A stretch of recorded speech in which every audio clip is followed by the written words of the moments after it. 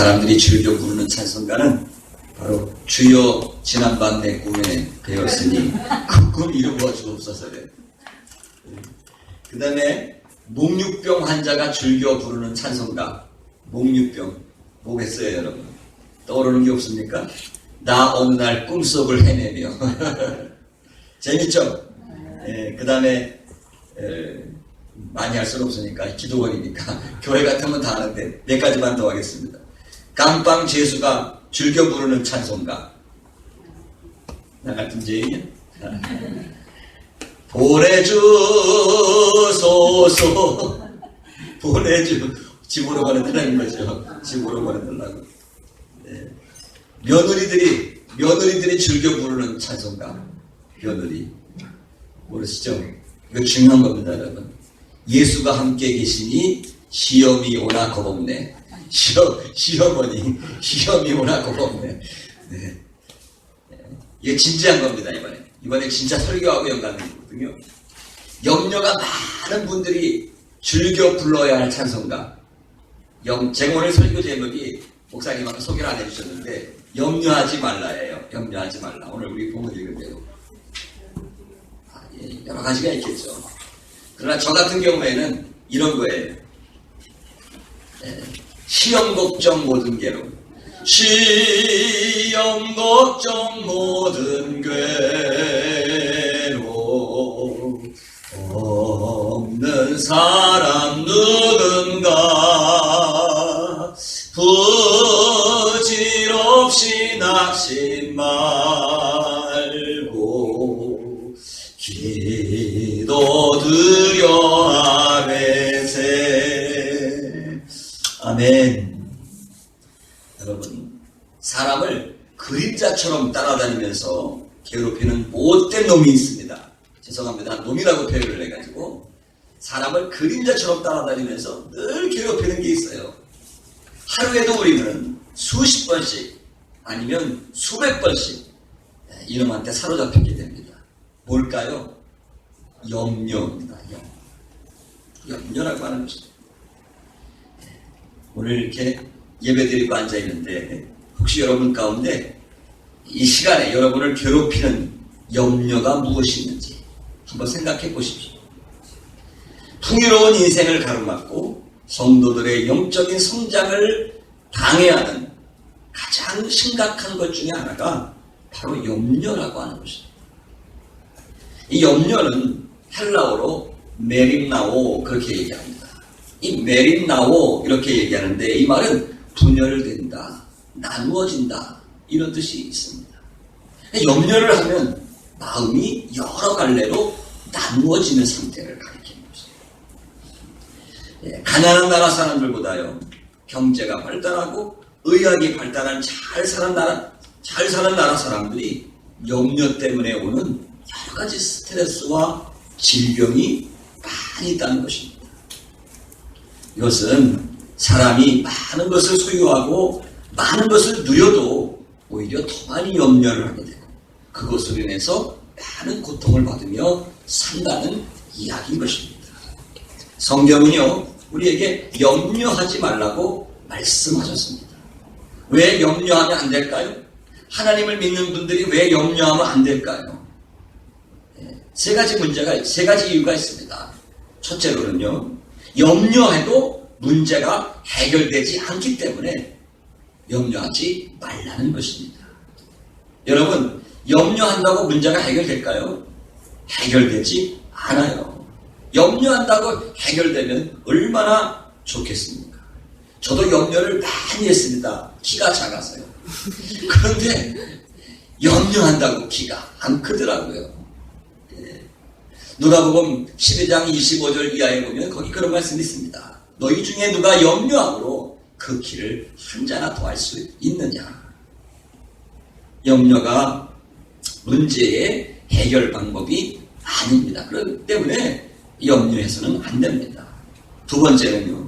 염려를 하면 반드시 영적인 문제가 발생돼요.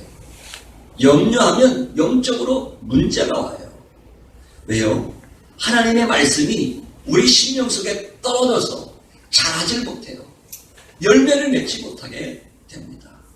마태복음 13장에 보면 사람의 마음을 네 종류의 밭으로 예수님께서 비유를 하셨지 않습니까? 길가밭이 나오고 돌짝밭이 나오고 가시떨기밭이 나오고 잘 갈아엎어진 옥토밭이 나옵니다. 길가밭, 돌짝밭은 말할 것도 없고 이 가시떨기밭이 있습니다. 가시떨기밭은 무엇을 의미합니까? 세상의 염려와 재물의 유혹에 빠져있는 사람을 가리킨다고 말씀하고 있습니다. 그러니까 우리 마음속에 염려가 꽉 차 있으면 하나님의 말씀이 내 속에서 뿌리를 내리고 자라서 열매를 맺지 못해요. 하나님의 말씀이 능력 있게 우리의 삶 속에서 역사를 하지 못하게 된다는 것입니다. 그래서 성경은 우리에게 염려를 해서는 안 된다고 이야기하고 있습니다. 또 한 가지 이유는 염려를 하면 우리의 마음이 어두워져요. 이렇게 이 마음의 시야가 흐려진다는 것입니다. 누가복음 21장 34절에 그런 말씀이 있습니다. 너희는 스스로 조심하라. 그렇지 않으면 방탕함과 술 취함과 생활의 염려로 마음이 둔하여진다. 생활의 염려로 마음이 둔하여지고 뜻밖의 그날이 덫과 같이 너희에게 임하리라. 이렇게 말씀을 하고 있는 것입니다. 쉽게 얘기하면 염려를 하다 보면 결정력이 떨어지고 총명이 흐려지고 그래서 우리가 인생을 살아가면서 최상의 결정을 하지 못하게 된다는 것입니다. 아무리 깨끗한 맑은 물 한 컵이 있는데 거기에 여러분 먹물 한 방울만 떨어뜨려 보십시오. 전체가 뿌옇게 검게 흐려지는 것을 볼 수가 있습니다. 그러면 우리가 인생 시야가 흐려지기 때문에 어떤 결정을 할 때도 올바른 결정도 하지 못하게 되는 것입니다. 그래서 결국은 하나님께서 기뻐하는 삶을 살지 못하게 된다는 것입니다. 또 한 가지, 염려를 계속하게 되면 하나님의 기뻐하시는 일에 집중하지 못하고 염려하는 것에 집중하다가 시간을 다 허비하게 됩니다. 여러분 성경에 사울 보세요. 사울왕. 사울왕은 이스라엘의 초대 왕이었습니다. 나라를 잘 다스려야 할 왕이 하루아침에 마음속에 염려가 들어왔습니다. 무슨 염려일까요?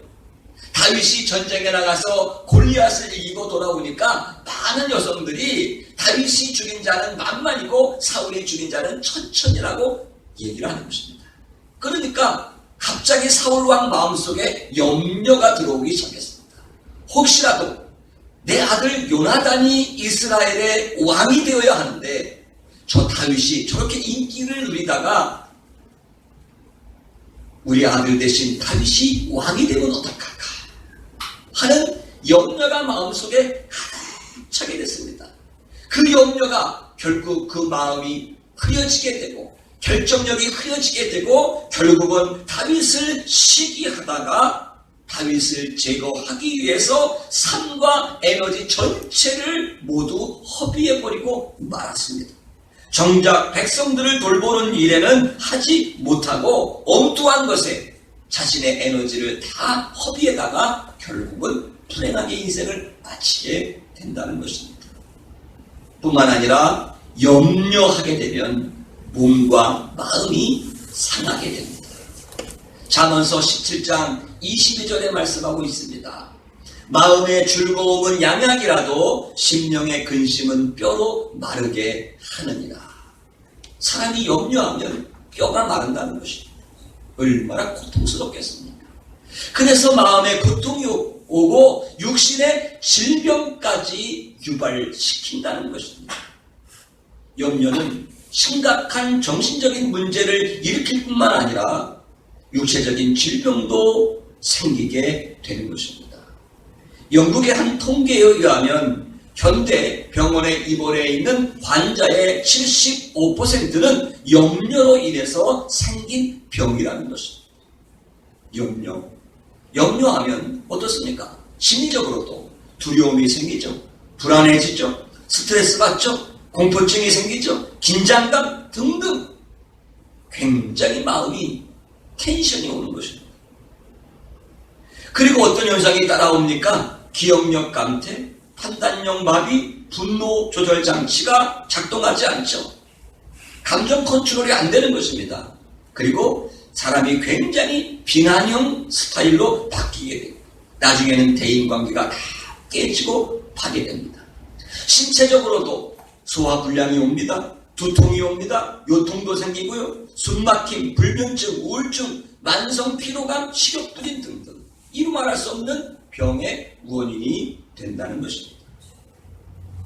성경에서 염려는 한마디로 말하면 죄라고 말씀하고 있습니다.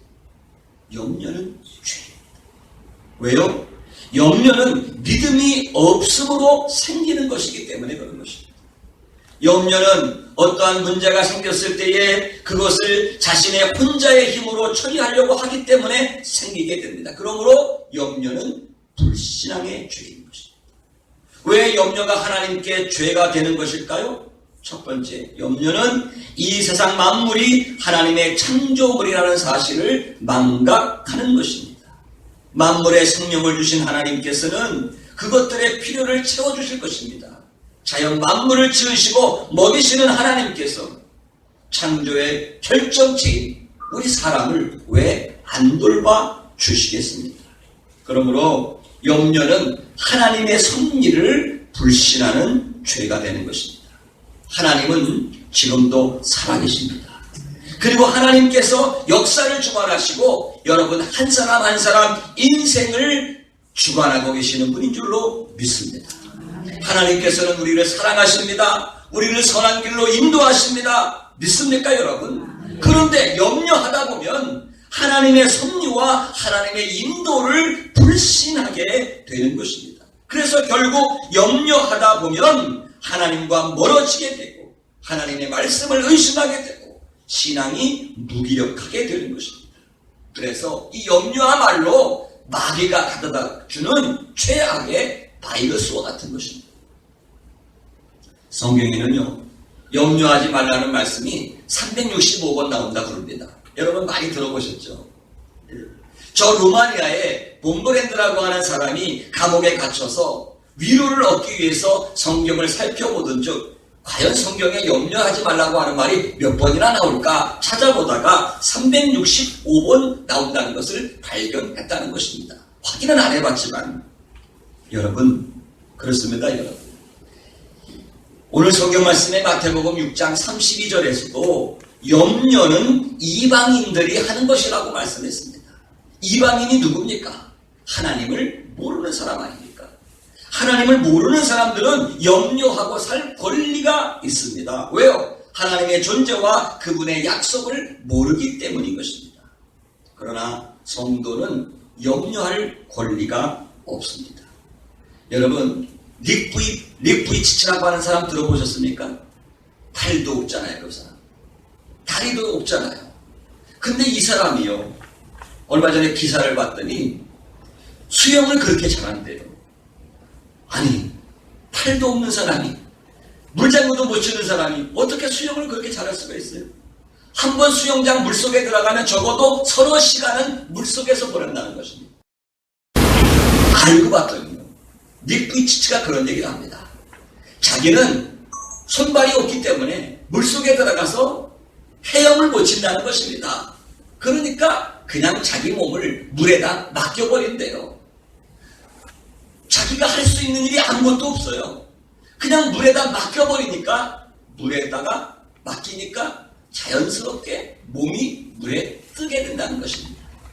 그러나 보통 사람들은요 물에 빠지면 어떡합니까? 내 힘으로 한번 살아나보려고 온통 그냥 발버둥 치지 않습니까?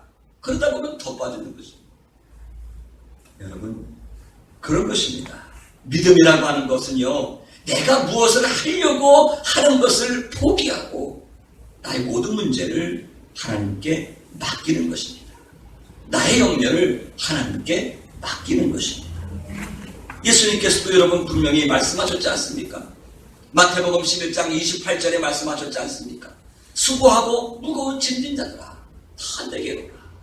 내가 너희를 쉬게 하리라.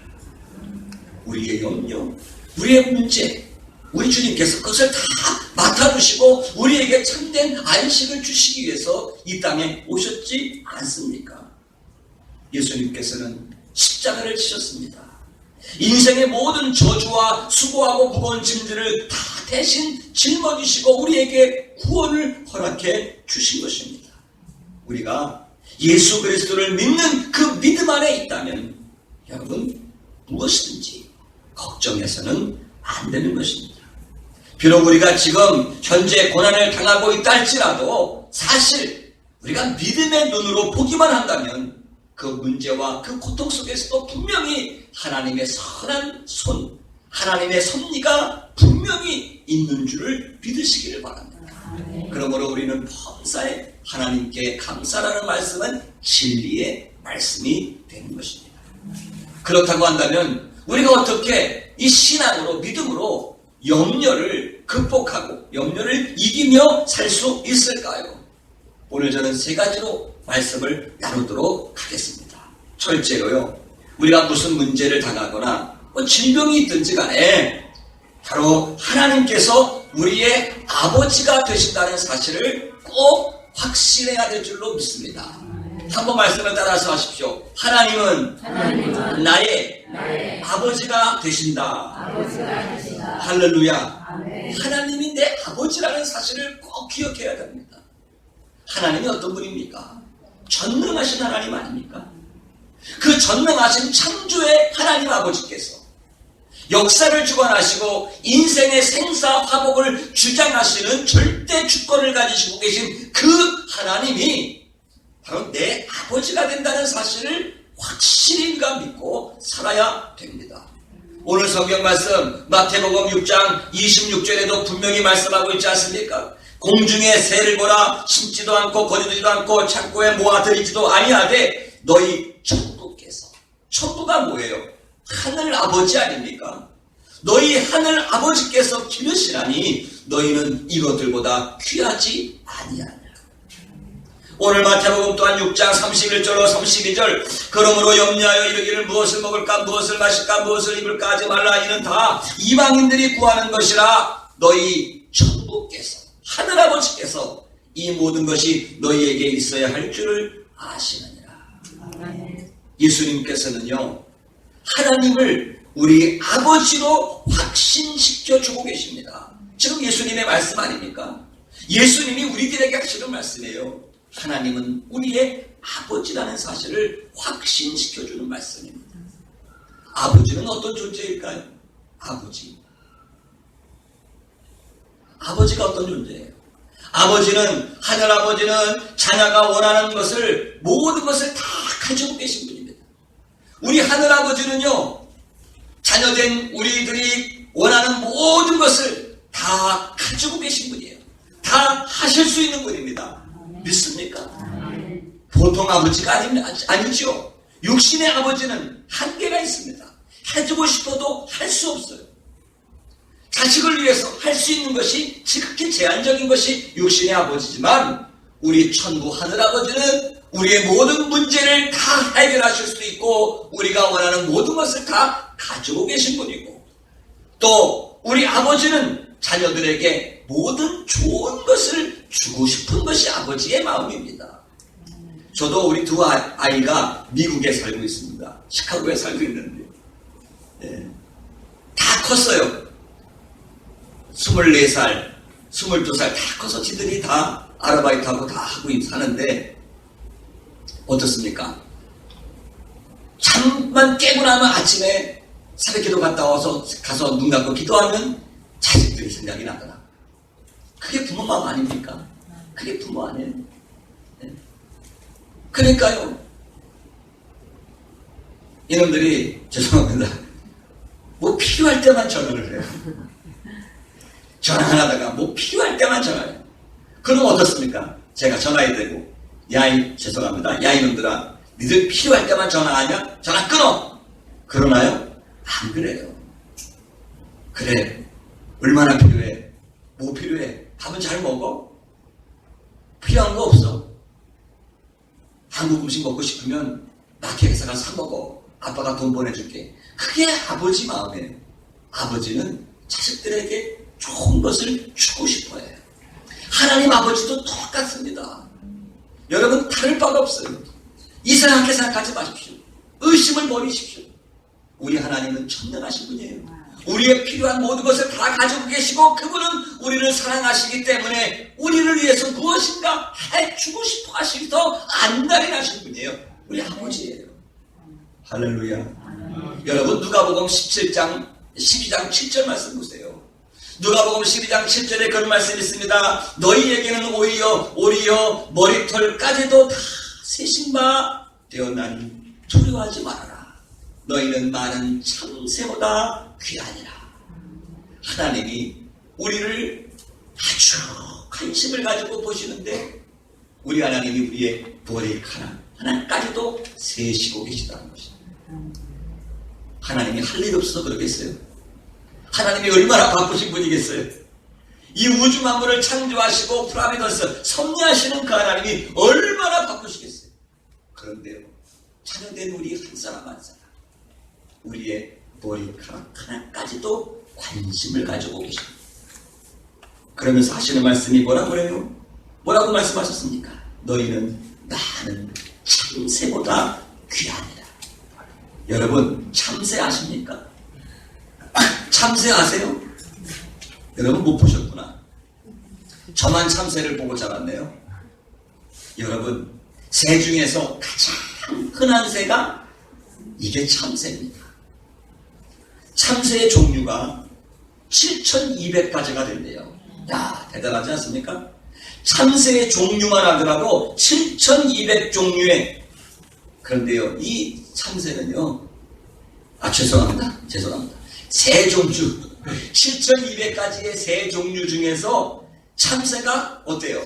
색깔이 있습니까? 없습니까? 참 제일 밋밋한 색깔이 참새예요. 눈이 칙칙해가지고 색깔도 없어요. 아름다운 목소리가 있나요? 그냥 짹짹. 아름다운 목소리도 없어요. 덩치가 더 큽니까? 참새 왜소해요. 정말로 색깔도 없지, 목소리도 없지, 볼품도 없지. 정말 새 중에서 가장 매력 없는 새가 참새예요. 그런데 우리 주님께서는 참새 한 마리도 소중히 여기시고 돌봐 주신다는 것입니다. 할렐루야. 그런데요, 하물며 주님께서 피 흘려서 구속하신 하나님의 자녀된 저와 여러분들을 왜 하나님이 관심을 갖지 않겠느냐. 성경은 끊임없이 우리에게 말씀하고 있습니다. 하나님의 귀한 자녀이기 때문에. 이사야서 41장 10절 말씀, 우리 잘 아는 말씀 아닙니까? 두려워 말라, 내가 너와 함께함이니라. 놀라지 말라, 나는 내 하나님이 됨이니라. 내가 너를 굳세게 하리라. 참으로 너를 도와주리라. 참으로 나의 의로운 오른손으로 너를 붙들리라. 성경은 끊임없이 우리에게 약속하고 계십니다. YWCA를 창시한 로닌 커닝햄 목사님이 그런 얘기를 했습니다. 믿음으로 산다는 것은 하나님께서 행하실 기회를 만들어 드리는 것이다. 여러분, 저와 여러분의 미래는 하나님께서 붙들고 계심을 믿어야 될 줄로 믿습니다. 아멘. 혹시라도 여러분 가운데 염려가 있습니까? 욕심의 질병 때문에 낙심하고 계신 분이 있습니까? 여러분, 하나님이 그래도 우리 아버지 하나님이 여러분을 붙들고 계시는 것을 믿어야 될 줄로 믿습니다. 한번 말씀을 따라서 해보십시오. 하나님이 나를 붙들고 계십니다. 믿습니까? 하나님이 나를 붙들고 계신 거예요. 그런 믿음을 가지시기를 주님의 이름으로 축원합니다. 그래서 첫 번째는 하나님이 나의 아버지시라는 사실을 확신해야 된다. 두 번째요, 염려가 있을 때, 문제를 만났을 때 우리는 어떻게 해야 되죠? 하나님이 우리 아버지이기 때문에 감사하면서 기도해야 됩니다. 한번 따라서 하시기 바랍니다. 감사함으로 기도하자. 할렐루야. 아멘. 감사함으로 기도하는 것입니다. 이게 쉬운 것은 아니에요. 여러분, 염려가 있는데, 지금 몸이 아픈데, 문제가 있는데, 하늘이 무너져 내리는 것 같은데 감사하면서 기도한다는 거, 쉽지 않습니다. 그러나 여러분, 이를 악물고 한번 해보십시오. 반드시 하나님께서 선하게 역사하실 줄로 믿습니다. 빌립보서 4장 6절로 7절에 말씀하고 있지 않습니까? 아무것도 염려하지 말고 오직 모든 일에 기도와 간구로 너희 구할 것을 감사함으로 하나님께 아뢰라. 그리하면 모든 지각에 뛰어나신 하나님의 평강이 그리스도 예수 안에서 너희의 생각과 마음을 지키시리라. 분명히 말씀하고 있습니다. 현실의 환경을 보지 마십시오. 문제를 보지 마십시오. 살아계신 하나님을 보십시오. 하나님을 놓치면 하나님을 사랑하던 그 어떤 신자도 낙심과 염려에 빠지게 되는 것입니다. 제가 시카고에서 목회할 때인데요, 어느 한 집사님이 계셨습니다. H 집사님인데 이 집사님에게는 아주 예쁜 딸이 있었습니다. 그런데 불행스럽게도 이 따님의 뇌 속에서 종양이 자라게 됩니다. 한국에서부터 이 딸아이 머릿속에 종양이 자라요. 그 종양이 자라가지고 야구공만해진 거예요. 그래가지고 이 종양이 자라서 신경을 눌러요. 그래서 한쪽 눈이 보이질 않아요. 한쪽 눈이 보이질 않습니다. 그리고 한쪽이 마비가 오는 거예요. 그래서 한국에서는 그 병을 수술을 할 수 없기 때문에 미국으로 이민을 온 것입니다. 딸을 고치기 위해서. 그래서 시카고에 있는 유명한 대학병원에서, 노스웨스턴 대학병원에서 수술을 했습니다. 정말 세계적인 권위자, 세계에서 세 번째 손가락 안에 드는 뇌 전문 의사에게 수술을 받았습니다. 그리고 이 뇌 속에 있는 야구공만한 종양을 제거를 했습니다. 큰 수술을 했습니다. 그런데요, 수술을 했는데 한 1년 뒤에 보니까 이게 재발을 했어요. 나중에 알고 봤더니 그렇게 세계적으로 유명한 박사인데요, 뇌를 다 CT 촬영하고 MRI 다 찍어서 했을 때에는 이 뇌 종양이 하나밖에 없었는데, 나중에 수술을 하고 나서 봤더니 저 안쪽으로 요만한 파달만한 강낭콩만한 이 종양이 있었던 거예요. 그것을 발견하지 못했던 거예요. 그런데요, 뇌는 한 번 크게 여는 사람은 두 번 열기는 그것은 굉장히 위험하다는 것입니다. 죽을 각오를 하지 않는 이상은 재수술이 어려워요. 그래서 그 뇌를 열지 못하고 그냥 이제는 키모테라피, 그러니까 방사선 식구들이 다 울고 난리가 났습니다. 그런데요, 그것도 강낭콩만 했던 그 종양이 점점 자라는 거예요. 점점 자라가지고 또 커진 거예요. 그래가지고 이 21~22살 먹은 이 청년이 눈이 이제 안 보여지는 거예요. 그리고 이제 그 운전을 하고 다니는데 한쪽이 안 보이니까 사고가 나가지고 또 큰일 나고 더 이상 살 수가 없는 거예요. 그래서 이제 울고불고 하는데 수술을 더 받을 수도 없고, 그래서 할 수 없이 방사선으로 한번 치료해보자. 그 의사가 그랬어요. 얼마나 하늘이 무너져 내리겠습니까? 그 부모의 마음이. 그래서 제가 신방을 갔습니다. 이제 내일 아침이면은 병원에 가서 방사선 치료를 한다고 해서 신방을 가가지고 우리가 하나님께 기도했습니다. 그리고 3일 동안 저도 제 아내도 그리고 그 어머니 집사님도 3일씩 금식을 했습니다. 그리고 가서 예배를 드리면서 제가 무슨 말씀을 선포했는가 하면 빌립보서 4장 6절 말씀을 선포했습니다. 아무것도 염려하지 말고 오직 모든 일에 기도와 간구로 너희 구할 것을 하나님께 아뢰라. 그리하면 모든 지각에 뛰어나신 하나님의 평강이 그리스도 예수 안에서 너희의 생각과 마음을 지키시리라. 기도했습니다. 3일 금식했습니다. 그리고 전심으로 기도하고 그 다음날 새벽에 이제 병원에 갔는데 하나님께서 역사하시더라고요. 하나님께서. 의사가요, 방사선 치료를 하려고 머리에 카메라를 들이대고 촬영을 했는데요, 야구공만하게 자랐던 그 뇌종양이요, 바짝 쪼그라들어가지고 요한 8일 만에 진 거예요. 그래서 방사선 치료도 할 필요가 없다는 거예요. 할렐루야. 하나님이 역사하시더라고요. 예. 그래서 그 아이가요, 시집도 못 간다고 그랬습니다. 시집 가긴 가도 아기를 낳으면 안 된다는 거예요. 왜? 아기 낳다가 힘을 주면 이 뇌수술한 게 너무 민감하기 때문에 터질 수도 있다는 것입니다. 그런데요, 그물은 여자 청년이 시집을 가가지고 아이를 지금 둘이나 낳고 잘 살고 있어요. 아멘. 여러분, 힘들고 어렵죠. 염려가 있죠. 한번 우리가 이를 악물고 그럴 때 있어 하나님께 감사하면서 기도해 보시자. 할렐루야. 아멘. 감사. 여러분, 문제가 있는데 감사가 힘들죠. 여러분, 감사는 그래서 훈련입니다. 훈련해야 돼요. 감사 훈련해야 돼요. 속에서는 하늘이 무너진다해도 여러분 꼭 이를 악물고 하나님께 감사를 훈련하시기를 바랍니다. 아멘. 할렐루야. 제가 아까 찬송 불렀잖아요. 시험 걱정 모든 괴로움 없는 사람 누군가 부질없이 낙심 말고 기도하소 아뢰세요. 이런 진실하신 친구 찾아볼 수 있을까? 우리 약한 마시오니 어찌하니 아뢰까? 베드로전서 5장 7절에 말씀하고 있습니다. 너의 염려를 다 주께 맡겨 버리라. 이는 저가 너희를 권고하시니라. 할렐루야. 세 번째요, 염려를 극복하는 비결. 세 번째는 먼저 그의 나라와 그의 의를 구하는 것입니다.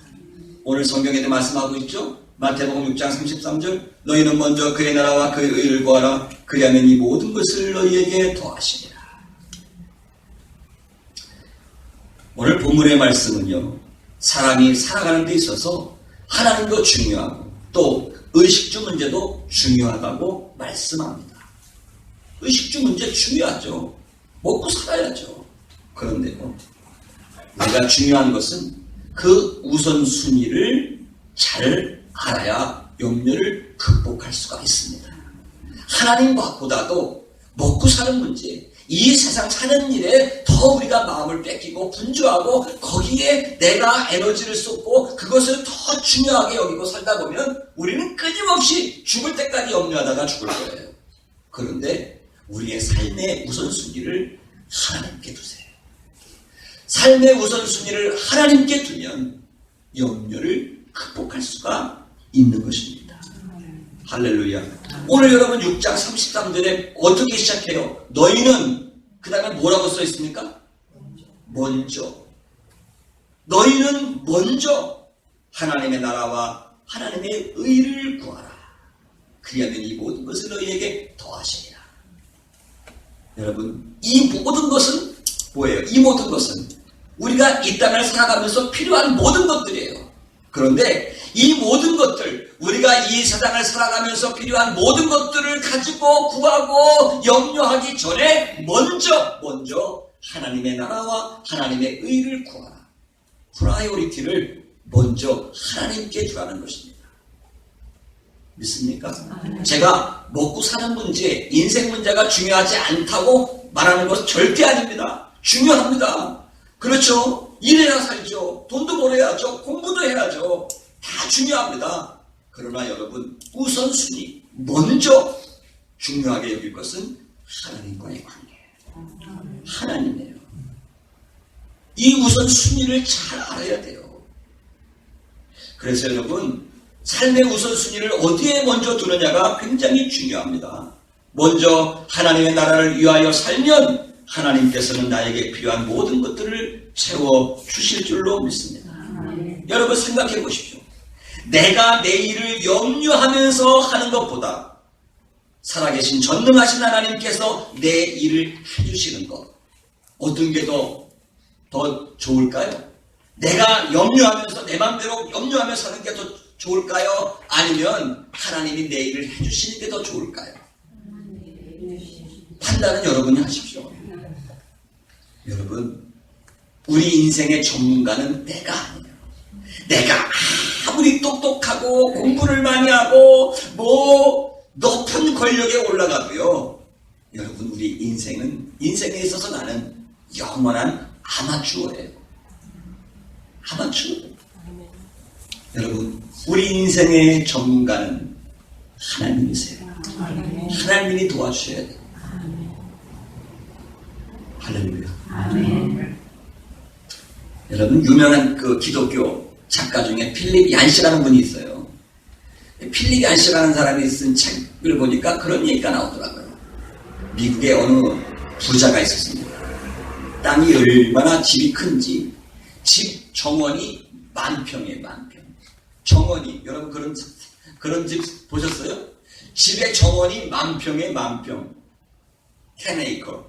10,000평이란 집인데 거기에다가 나무를 쫙 심어놨습니다. 그래서 집 대문에서 현관까지 차를 타고 쫙 지나가요. 10,000평이니까 나무가 쫙 심어졌어요. 그런데 어느 날 이 부자가 자기 집 정원을 차를 몰고 쭉 가다 보니까 막 나무가 막 오합지졸로 자라있는 거예요. 나 안 되겠다. 저 가지치기를 좀 해야 되겠다. 그래가지고 가지치기 전문 업체를 불러왔습니다. 이 내 10,000평 정원의 나무들을 가지를 쳐야 되는데 이거 견적을 좀 내주십시오. 그래가지고 가지치는 전문가가 견적을 다 냈는데 보니까 미국 돈으로 $5,000가 옵니다. $5,000. 가지쳐 주는데 $5,000니까 우리나라 돈으로 한 500만 원 되는 거죠. 그러니까 부자가 어휴 이 $5,000 너무 아까워. 돈이 너무 아까운 거예요. 그래가지고 머리를 쓴 게 내가 시간이 많이 남으니까 사다리 사다가 내가 시간 나니까 올여름에 휴가 가지 말고 5,000불 벌자. 그래가지고 사다리 사다가 사다리 놓고 올라가가지고 톱으로다가 전기톱 있잖아요. 하는 전기톱으로다가 자기가 키에 달 수 있는 자기 키에 닿는 데까지 다 가지를 쳤어요. 그래 윗부분만 남은 거예요. 윗부분만. 그러니까 속으로 생각하기를 내가 밑에까지는 다 쳤으니까 이제 전문가가 오면은 5,000불 달라고 했으니까 한 2,000불만 받겠지. 그리고 전문가를 다시 불러다가 견적을 냈어요. 또 이제 얼마 이거 가지치기 하는데 얼마면 되겠습니까? 견적을 냈더니 지난번에는 5,000불 얘기했는데 이번에는 10,000불 얘기하는데 10,000불. 귀가 헐떡 넘어간 거예요.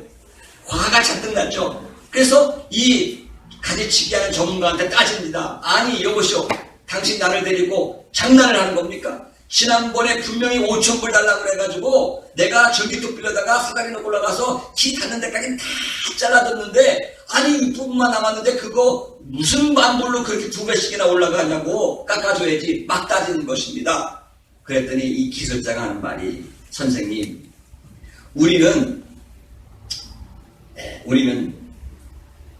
가지를 칠 때 사다리를 쓰지 않고 우리가 나무에 올라가서 나무 가지를 붙잡고 올라가서 맨 꼭대기부터 가지를 쳐오는데 밑에까지 다 치다가 버리니까 우리가 못 올라가는 거예요. 그래서 할 수 없이 이제는 고가 사다리차 불러야 돼. 고가 사다리차 불러야 돼. 밑에 다 가지 다 잘라버려가지고 못 올라가. 고가 사다리차 놓고 올라가서 잘라야 돼. 그러니까 고가 사다리 대여비가 있어가지고 10,000불로 늘어난 것입니다. 여러분 똑같습니다. 인생이. 내가 내 힘으로 살려고 막 해봐야 오히려 더 인생이 망가져요. 우리 인생의 전문가이신 하나님께 맡기고 나는 하나님의 영광을 위해 사는 거예요. 그러면 염려하지 않는 일이 생기는 것입니다. 믿으시기를 주님의 이름으로 축원합니다. 할렐루야. 나의 일은 내 인생의 전문가이신 하나님께 맡기고 먼저 주님의 나라를 구하며 사십시오. 주님의 나라를 위해서 사십시오. 하나님을 모르고 이 세상을 살아가는 사람들은 대부분 인생이 끝나면 함께 썩어질 욕심을 채우기 위하여 삶의 대부분을 소비합니다. 그러나 이러한 삶은 염려할 수밖에 없는 삶이 되는 것입니다. 세상 것에 소망을 두고 사는 한 염려는 그림자처럼 따라다닐 것입니다. 그러나 하나님의 나라와 그분의 의를 구하며 살면 하나님께서 우리의 필요를 반드시 채워주실 줄로 믿습니다. 그러므로 여러분 오늘 염려 속에 있지만 내가 하나님의 영광을 위해서 하나님의 나라를 위해서 과연 무엇을 할 수 있을까를 찾아보십시오. 그리고 순종하십시오. 헌신하십시오. 그러면 하나님께서 여러분의 인생을 대신 채워주실 줄로 믿습니다. 오늘 말씀을 정리합니다. 염려를 극복하는 비결, 문제를 극복하는 비결은 살아계신 창조주 하나님이 나의 아버지신 것을 확신하고 고백하십시오. 그리고 이 시간 모든 것을 하나님께 맡기십시오. 감사함으로 나의 염려를 하나님께 맡기십시오. 그리고 주님의 나라가, 하나님의 영광이 내 삶의 우선순위가 되십시오. 그러면 반드시 여러분의 마음속에 하나님이 주시는 참된 평안과 만족이 있게 될 줄로 믿습니다. 우리 다 같이 한번 말씀을 붙잡고 기도하시길 바랍니다.